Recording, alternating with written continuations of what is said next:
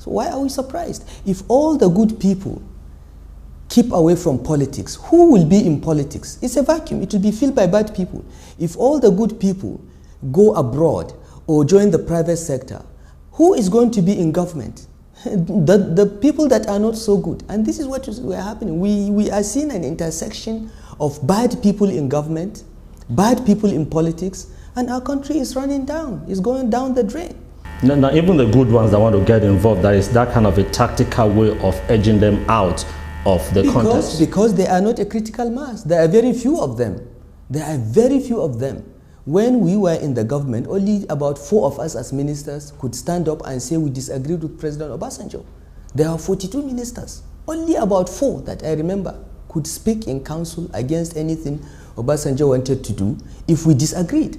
Why? So others will just agree with you? Everybody will keep quiet. And this is the problem. When you pick people that have never achieved anything in their lives and put them in these very senior government positions, they want to remain there forever, they will do anything to remain there. They would not tell the president the truth. They will not look at the governor and tell him the truth, which is their job as advisors. Because a minister is an advisor to the president. In that case, is it the fault of the people or the fault of the man who plays them? Because no, it is a bit of both, okay? It is the fault of the elites, in my opinion. I won't say the people.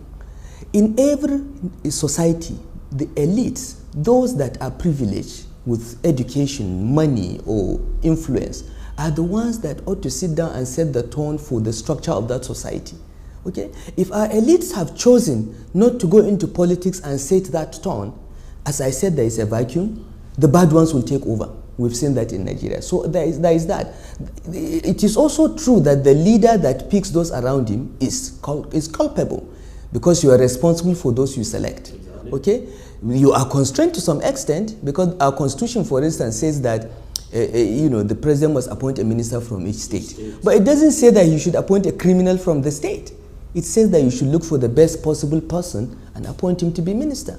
So there are constraints, but still I believe that in this country we have so much talent that if we are really looking for square pegs to put in square holes, we will find them.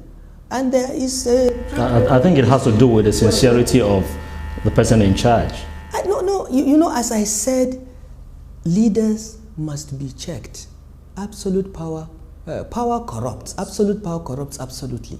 So leaders must be checked. It is in their own interest to create a system that they are checked. Okay? If they are not checked, even good people become bad people.